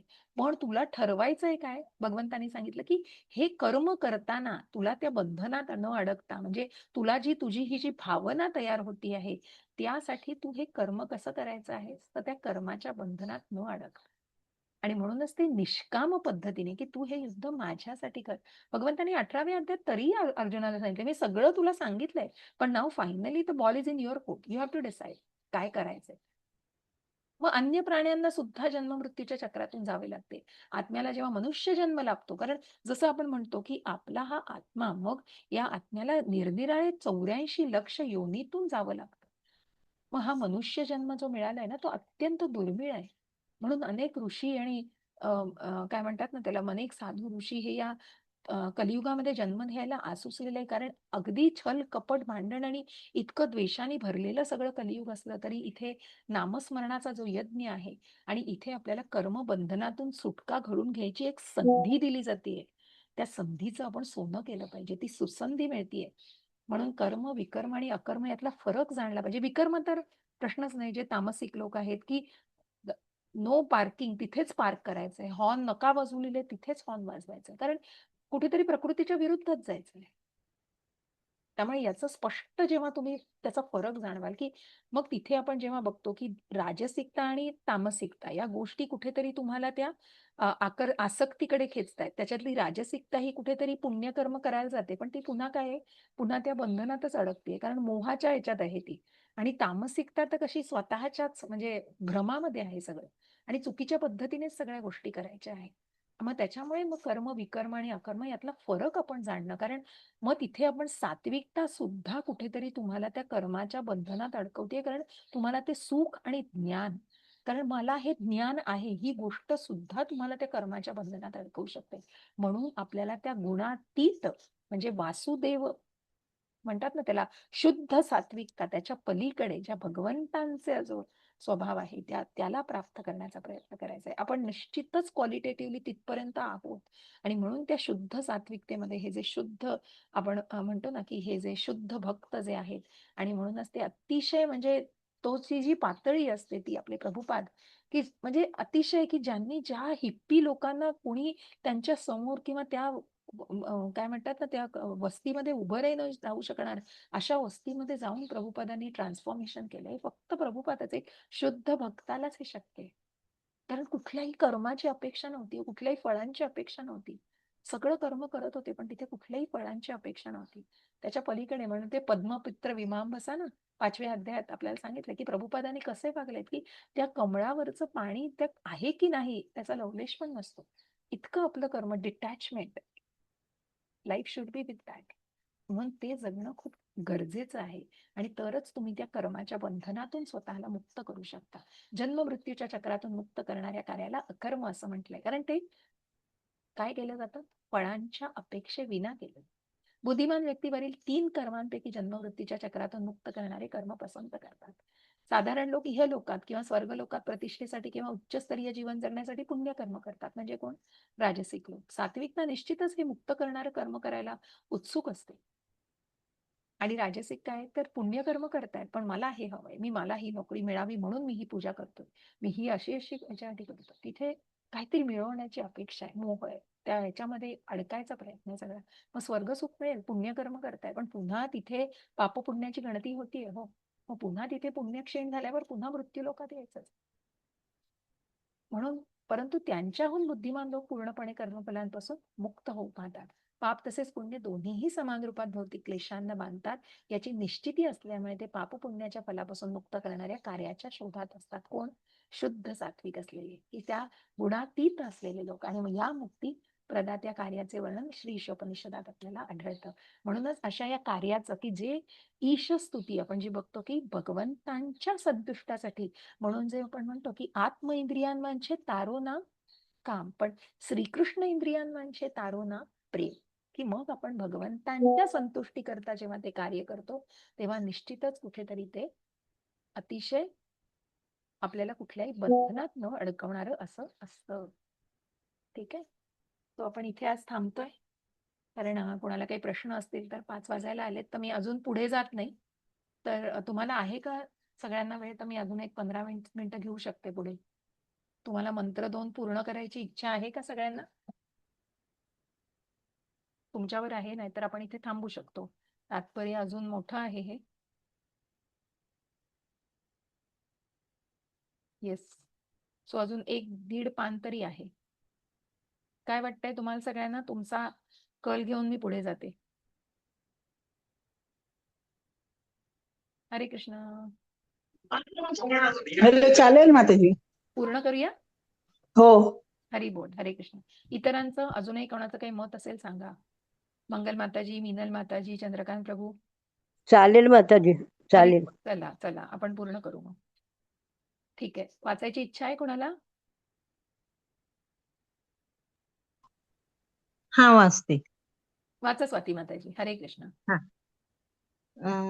कुठं? श्री ईशोपनिषदातील. हा, श्री ईशोपनिषदातील आदेशांचे भगवद्गीता किंवा गीतोपनिषदात सॉरी अधिक विस्तृत विस्तृत कुठं गेलं ते? विवरण केले आहे. एक मिनिट, कुठं गेलं ते? इथे आहे. पहिला पॅरेग्राफ आहे. नाही, श्री ईशोपनिषदातील आदेशांचे. हा, इथे हा. श्री ईशोपनिषदातील आदेशांचे भगवद्गीता किंवा गीतोपनिषदात अधिक विस्तृत विवरण केले आहे. भगवद्गीतेला गीतोपनिषदाला सर्व उपनिषदांचे सारही म्हटले आहे. भगवद्गीतेत 3रा अध्याय 9वा आणि 16वा श्लोक पुरुषोत्तम भगवान म्हणतात की वैदिक शास्त्रात नेमून दिलेली विहित कर्मे केल्याशिवाय नैष्कर्म्य किंवा आकर्माची अवस्था प्राप्त होणार नाही. ही शास्त्रे मानवी कार्यक्षमतेला अशा प्रकारे नियमित करू शकतात की त्यामुळे त्याला भगवंताच्या अधिकाराचा अनुभव येऊ लागतो. जेव्हा एखाद्याला भगवान श्रीकृष्ण किंवा वासुदेवांच्या अधिकाराचा अनुभव येतो, तेव्हा त्याला सकारात्मक ज्ञानाची अवस्था प्राप्त झाली आहे असे समजले जाते. या शुद्ध स्तरावर सत्व, रज आणि तम या भौतिक गुणांचा प्रभाव पडत नाही आणि तो नैष्कर्म्याच्या स्तरावर कार्य करू शकतो. अशा प्रकारचे कार्य जन्ममृत्यूच्या चक्राला बाध्य करून ठेवित नाही. वास्तविक कोणालाही भगवंताच्या भक्तिमय सेवेशिवाय दुसरे काहीच करण्याची आवश्यकता नाही. तथापि निम्न स्तरावर असताना आपण त्वरित भक्तिमय सेवा सुरू करू शकत नाही किंवा सकाम कर्मे देखील थांबवू शकत नाही. बद्ध जीवाला इंद्रिय तृप्ती करता कार्य करण्याची सवय असते आणि ही इंद्रिय तृप्ती त्याच्या वैयक्तिक किंवा विस्तारित स्वार्थासाठी केली जाते. एक साधारण मनुष्य आपल्या वैयक्तिक इंद्रिय सुखाकरता कार्य करतो. या इंद्रिय सुखाचा विस्तार करून त्याच्या समाजाचा, देशाचा किंवा संपूर्ण मानवजातीचा समावेश केला जातो. तेव्हा त्याला परोपकारवाद, समाजवाद, साम्यवाद, राष्ट्रवाद, मानवतावाद वगैरे गोंडस नावे प्राप्त होतात. हे सर्व वाद कर्मबंधनाचेच एक अतिशय आकर्षक रूप आहे हे निश्चित. परंतु ईशोपनिषदातील वैदिक आदेश असा आहे की कोणालाही यापैकी एका वादाकरता आयुष्य वेचायचे असेल तर त्याने भगवंतांना त्या वादाच्या केंद्रस्थानी ठेवले पाहिजे. गृहस्थाश्रमी होणे किंवा परोपकारी, समाजवादी, साम्यवादी, राष्ट्रवादी किंवा मानवतावादी होणे यात काहीच नुकसान नाही. एकमात्र अट अशी आहे की ईशावास्य किंवा भगवंतांना केंद्रस्थानी ठेवून त्याने आपले कर्तव्य पार पाडले पाहिजे. भगवद्गीतेत 2.40 सांगितले आहे की भगवत केंद्रित कार्ये इतकी महत्वाची आहेत की अशी थोडीशी कार्य देखील आपल्याला भयंकर संकटातून वाचवू शकतात. 84 लक्ष योनीत जन्ममृत्यूच्या चक्रात पुन्हा पडणे हे सर्वात मोठे संकट आहे आणि यदा कदाचित तो पडला व मानव जन्मापासून मिळणाऱ्या आध्यात्मिकतेपासून विन्मुख झाला व जन्ममृत्यूच्या चक्रात पुन्हा अडकला तर त्याला अत्यंत दुर्दैवी समजले पाहिजे. स्वतःच्या सदोष इंद्रियामुळे मूर्ख मनुष्याला हे कसे घडते हे समजत नाही. म्हणून ईशोपनिषदाचा आपल्याला असा सल्ला आहे की ईशावास्य भावनेत आपली शक्ती खर्च व्हायला हवी. या भावनेत कार्यरत राहिल्यावर आपल्याला भरपूर जगावेसे वाटेल, अन्यथा दीर्घायुष्याचा काहीच लाभ होणार नाही. एक वृक्ष शेकडो नव्हे हजारो वर्ष जगत असेल, परंतु अशा जगण्यात भात्याप्रमाणे श्वासोच्छ्वास करण्यात किंवा श्वान शुकरांप्रमाणे पिल्लांना जन्म देण्यात, मानवतावाद किंवा उंटाप्रमाणे खाण्यात काहीच अर्थ नाही. नास्तिकवादी मानवतावाद किंवा समाजवादाला वाहून घेतलेल्या महापाखंडी जीवनापेक्षा एक नम्र भगवत केंद्रित जीवन अधिक मूल्यवान आहे. श्री ईशोपनिषदांच्या भावनेत केला जाणारा परोपकारही एक प्रकारचा कर्मयोग होतो. भगवद्गीतेत 18वा अध्याय 5-9 श्लोक अशा कार्यांची शिफारस करण्यात आली आहे. कारण अशाने व्यक्तीचे जन्ममृत्यूच्या चक्रात अडकण्याच्या धोक्यापासून रक्षण होते. अशी भगवत केंद्रित कार्ये जरी अपूर्ण राहिली तरी त्या मनुष्याकरता ती चांगलीच असतात, कारण त्याला पुढच्या जन्मी मनुष्य जीवनाची हमी मिळत असते. अशा प्रकारे त्याच्या मुक्तिपथावर अग्रेसर होण्यासाठी आणखी एक सुसंधी मिळते. शील रूप गोस्वामी कृत भक्तिसारमृत सिंधू या ग्रंथात भगवत केंद्रित कार्ये कशी करावीत याचे विस्तृत वर्णन दिले आहे. ईशोपनिषदाच्या भावनेत कार्य करण्यास इच्छुक असणाऱ्यांना आम्ही हा मौल्यवान ग्रंथ वाचण्याची शिफारस करीत आहोत. हरी बोल. हरे कृष्ण. धन्यवाद माताजी. हरे कृष्ण.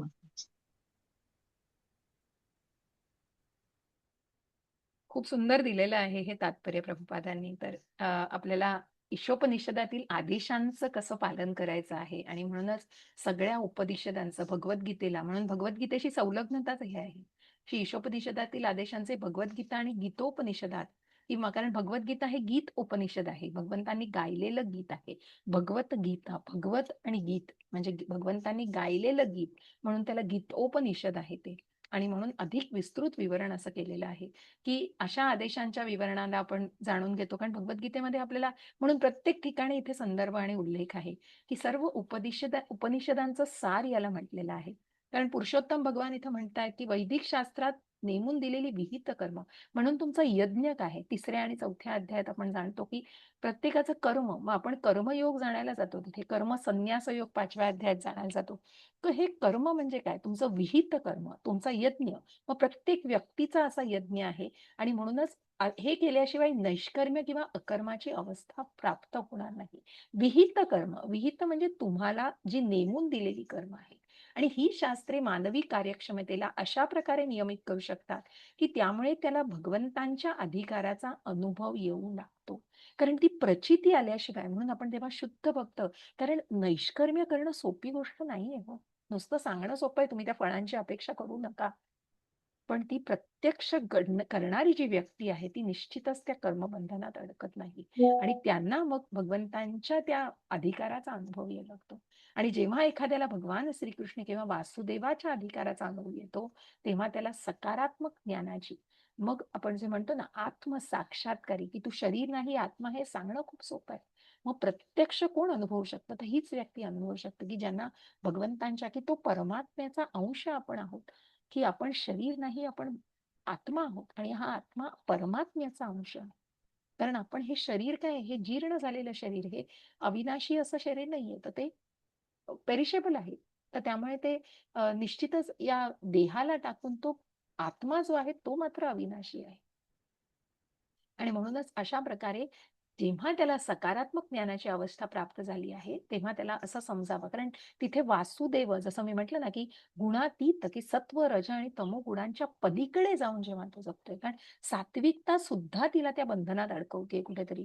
कारण जे काही सुख आणि जे ज्ञान असल्याची जी भावना आहे ना, ती भावना पण त्याला त्या कर्मबंधनात अडकवते. म्हणून या शुद्ध स्तरावर सत्व रज आणि तम या भौतिक गुणांचा प्रभाव पडत नाही. कारण या शुद्ध सात्विकता, म्हणून त्याला शुद्ध सात्विकता म्हटलंय की गुणातीत. जेव्हा आपण 14व्या अध्यायामध्ये बघतो की सत्व रज आणि 3 म्हणजे आपण जे त्रिगुण त्यांचा आपण वेगवेगळे बघितलेले आहेत, तर त्या 3 गुणांच्या पलीकडे जाणारी जी व्यक्ती आहे ती गुणातीत, ती शुद्ध सात्विकतेमध्ये आहे. आणि मग त्यांना या कुठल्याही सत्व रज आणि तमोगुणांचा, जसं आपण म्हटलं की तो जो पाण्याचा थेंब आहे पावसाचा, तो मातीत गेल्यावर त्याचा चिखल होतो, त्याचप्रमाणे हा जो आत्मा आहे हा त्या भौतिकतेमध्ये आल्यावर काय होतंय, सत्व रज आणि तमोगुणांच्या प्रभावाखाली जगतोय. पण जेव्हा तुम्ही ती शुद्ध सात्विकता गाठता, तुम्हाला कर्मच तुमच्या फळांसाठी नको आहे, तेव्हा निश्चितच ते नैष्कर्म्य केलं जातं आणि मग ते तुम्हाला अशा प्रकारचं कार्य तुम्हाला जन्म मृत्यूच्या चक्रात निश्चितच बद्ध करू शकत नाही. कारण शेवटी तुम्हाला कर्मच स्वतःसाठी करायचं नाहीये, मग तुम्हाला बंधन कसं अडकवताय. तुम्ही जे करताय ते करताना सेंटर काय आहे, प्रत्यक्ष भगवंत. वास्तविक कोणालाही भगवंतांच्या भक्तिमय सेवेशिवाय दुसरे काहीच करण्याची आवश्यकता नाही. निम्न स्तरावर असताना आपण त्वरित भक्तिमय सेवा सुरू करू शकत नाही किंवा सकाम कर्मे देखील थांबवू शकत नाही. बद्ध जीवाला इंद्रिय तृप्ती करता कार्य करण्याची सवय असते आणि ही इंद्रिय तृप्ती त्याच्या वैयक्तिक किंवा विस्तारित स्वार्थासाठी केली जाते. नॅचरली हो, असं कुणाला जाऊन तुम्ही कृष्ण भावाने डायरेक्टली कुठली जादूची काडी फिरवली नाही हो. आपण भल्या भल्यांना, म्हणजे you can not force anybody. हे जेव्हा तुम्ही प्रत्यक्ष अनुभवाल तेव्हाच तुम्ही ती कृष्ण भावनेमध्ये जोपासू शकता.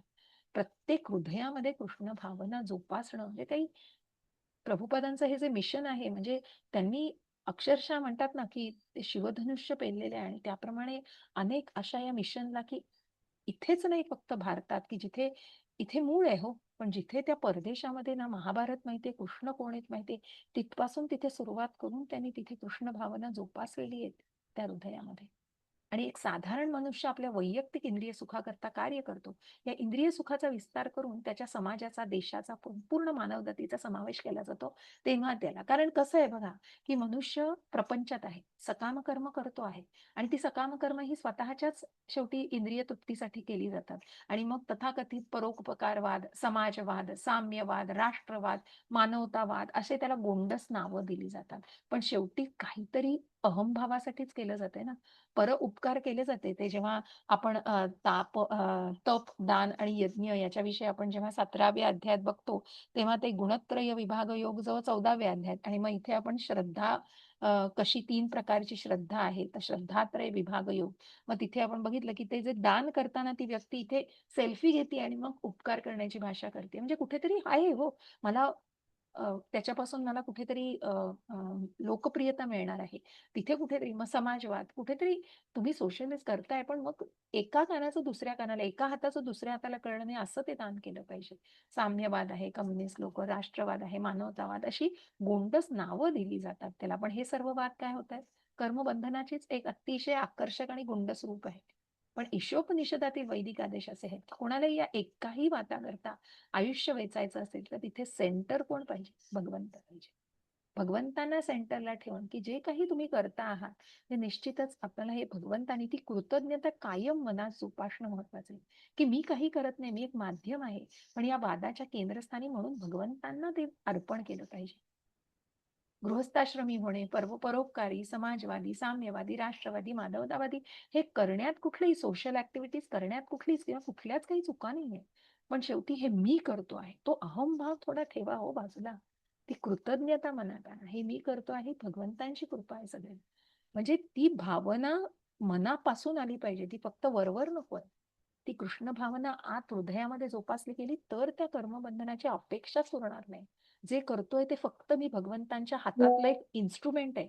जसं ते अर्जुन अर्जुनाला भगवंतांनी सांगितलं की तू तुला काही कुणाला ठार मारायचं नाहीये, मी ऑलरेडी त्यांना मारलेलं आहे, तुला फक्त एक निमित्त, माझं इन्स्ट्रुमेंट बनतोयस तू. आणि म्हणून तिथे भगवंतांनी सांगितलं की तू फक्त माझ्या हातातलं एक साधन बनतो आहेस. तशाच प्रकारे आपल्याला भगवंतांचं साधन बनता आलं तर त्यापेक्षा काय पाहिजे हो वेगळं. म्हणूनच तिथे आपल्याला भगवंतांना केंद्रस्थानी ठेवून ते कर्तव्य पार पाडलं पाहिजे. 2 देव आपल्याला सांगितलंय, भगवत केंद्रित कार्य इतकी महत्वाची असतात की मग ती तुम्हाला छोट्यातल्या, म्हणजे अगदी छोट्यातलं छोटं काम केलं तरी तुम्हाला मोठ्यातल्या मोठ्या संकटापासून वाचवू शकतात. प्रत्यवायोन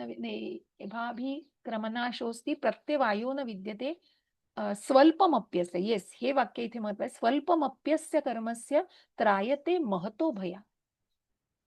स्वल्पमप्यस्य कर्म, की अगदी छोट्यातलं छोटं कर्म तुम्ही भगवंतांसाठी जेव्हा करताय, त्रायते महतो भयात, की ते तुम्हाला अगदी मोठ्यातल्या मोठ्या संकटांपासून सुद्धा वाचवू शकतं.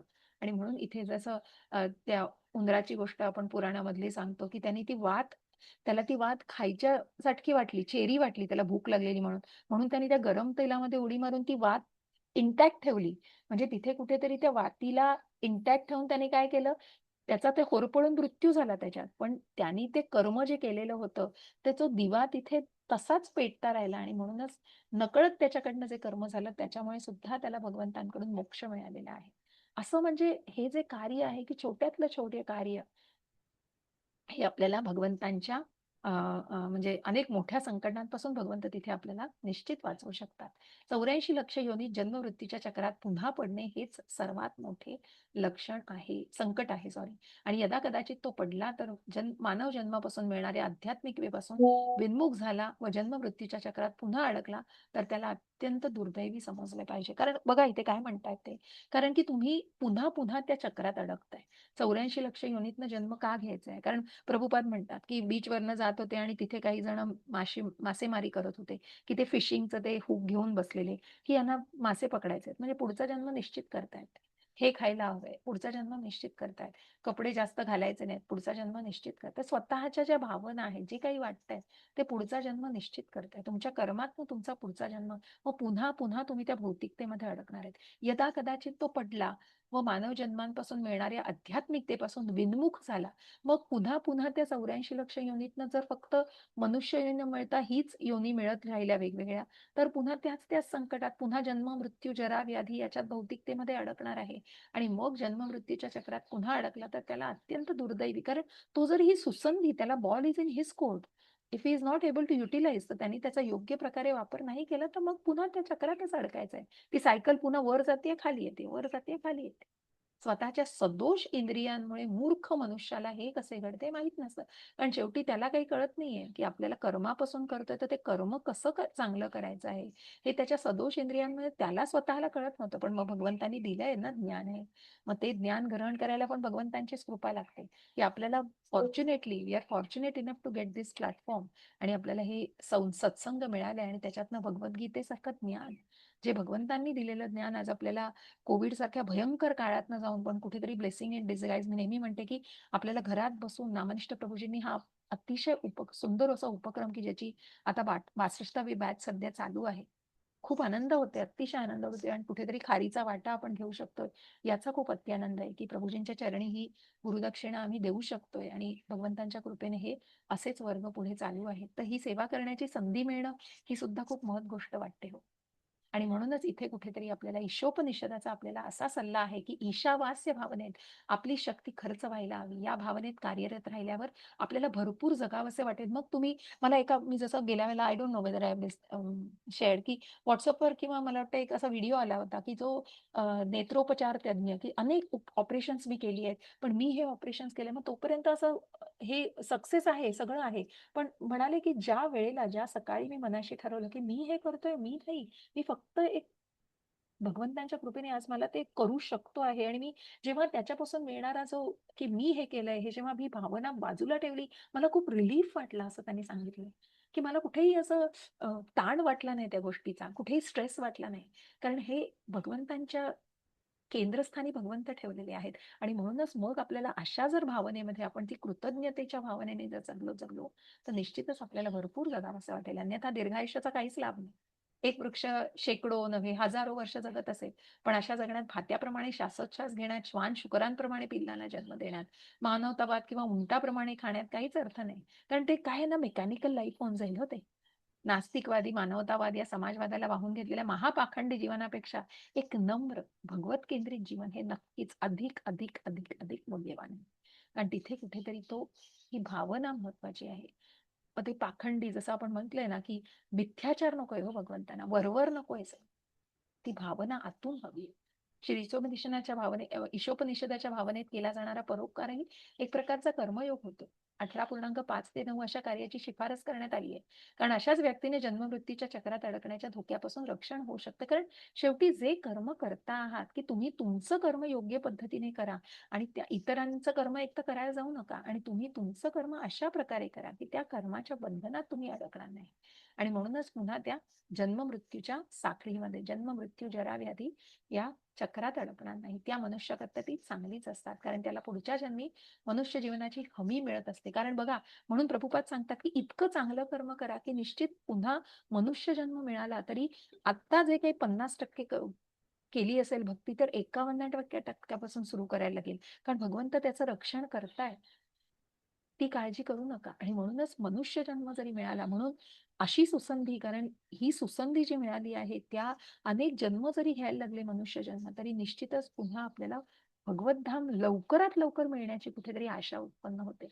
आणि म्हणूनच ती संधी कोणीही सोडू नका. अशा प्रकारे त्याला मुक्तीपथावर अग्रेसर होण्यासाठी एक एक सुसंधी पुन्हा पुन्हा मिळत असते. प्रभुपाद म्हणतात म्हणून अशी भक्ती करा की निदान तुम्हाला श्रीमंत घरात किंवा आध्यात्मिक घरात मुख्य जन्म मिळणं हे खूप आवश्यक आहे.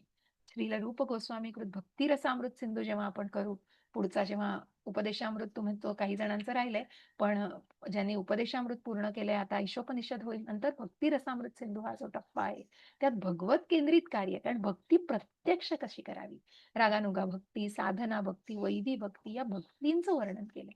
श्री ईशोपनिषदाच्या भावनेत कार्य करण्यास इच्छुक असणाऱ्यांना आम्ही हा मौल्यवान ग्रंथ वाचण्याची शिफारस करीत आहोत की ज्यांना ईशोपनिषदाच्या भावनेमध्ये कर्म करायचं आहे, मग भक्ती जी करायची आहे, भगवंतांची सेवा जी करायची आहे, भगवंतांचं पूर्णपणे ती काय म्हणतात ना त्याला सुप्रीमसी जी जाणून आणि ती सर्वोच्च असण्याचं मानून मग जी कार्य केली जातात ती निश्चितच आपल्याला भक्तीमध्ये आणतात. आणि ती भक्ती इतकी सुंदर आहे हो, अतिशय सुख देणार आहे, पण सोपी नाही आहे भक्ती. म्हणतो मग परत सगळेच भक्त झाले असते हो, भक्ती इतकी सोपी नाही, त्याच्यासाठी सुद्धा भगवंतांची कृपा लागली. आणि म्हणूनच ह्या मौल्यवान ग्रंथाचं पुन्हा आपण पुढे अध्ययन निश्चितच करणार आहोत. तर इथे आपला मंत्र 2 आपण संपवत आहोत, मंत्र 3 आपण पुढच्या वेळेला घेऊ. तर इथे मंत्र 2 संपलेला आहे. कुणाला काही प्रश्न असतील तर निश्चित मी शेअरिंग थांबवते.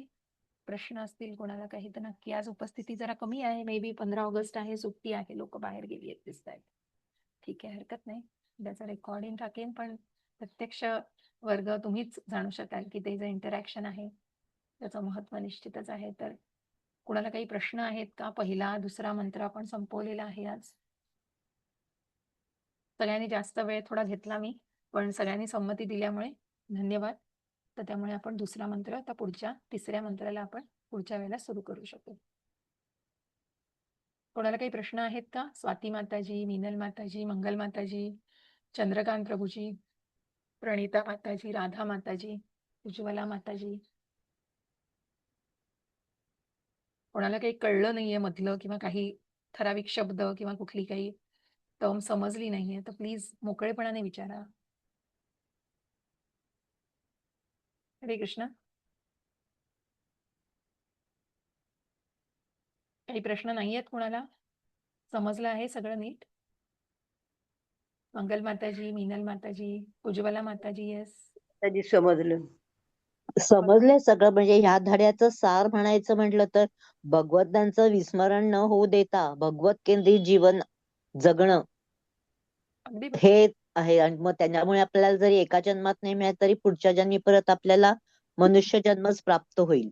बरोबर, अगदी बरोबर. तितका प्रयत्न जरी आपण केला तरी हम्म.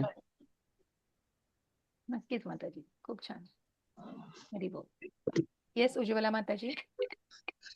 हरे कृष्ण माताजी. बोला माताजी. हरे कृष्ण. तुम्ही सांगताना सगळं समजतं माताजी, काही असे प्रश्न येत नाहीत हरी बोल. मनामध्ये. पण नंतरून जेव्हा विचार करते ना, मग तेव्हा असं वाटतं की आपल्याला काही समजलेलं नाहीये, अजून आपल्याला काहीतरी मग ते वाचा ऐकावं माताजी. लागेल. ते पुन्हा वाचा तुम्ही. माझं रेकॉर्डिंग पुन्हा ऐका. पुन्हा काही प्रश्न असतील तर नक्की पुढच्या वेळेलाही विचारू शकता. पण जेव्हा तुम्ही ते पुन्हा वाचाल ना माताजी, मग तुमचं ते पक्क होण्यासाठी मदत होईल. कारण कसं आहे, एका दोन करण्यामध्ये नाही, श्रवणम सतत श्रवण करा. की जे रेकॉर्डिंग आता मी तुम्हाला पाठवते ते पुन्हा ऐकण्याचा प्रयत्न करा, की तिथे तुमच्या काही शंकांना निरसन होऊ शकते का. तुम्ही प्रत्यक्ष तर मला केव्हाही विचारू शकता, पण ते पुन्हा वाचा. ते म्हणजे मंत्र आहे, त्याचं तात्पर्य प्रभुपादाने दिलेलं आहे, ते वाचण्याचा प्रयत्न करा आणि ते समजून घेण्याचा प्रयत्न करा. जितकं आत्मसात कराल तितकं तुमच्यासाठी नक्कीच खूप फायदेशीर आहे. आणि नक्कीच तसं आपण त्याप्रमाणे जगण्याचा प्रयत्न करतो, नाही का? हो माताजी. हरी बोल. हरे कृष्ण. हरे कृष्ण. हरे कृष्ण. हरे कृष्ण. ठीक आहे, बाकी कोणाला काही प्रश्न नसतील तर मग आपण इथे थांबूया. आज मी प्रार्थना घेते.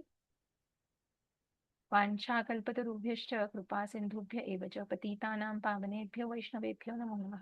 अनंत कोटि वैष्णव वृंद की जय. श्री हरिदास ठाकुर की जय. श्री प्रभुपाद की जय. हरे कृष्ण कृष्ण कृष्ण हरे हरे, हरे राम राम राम हरे हरे. हरी बोल. हरे कृष्ण.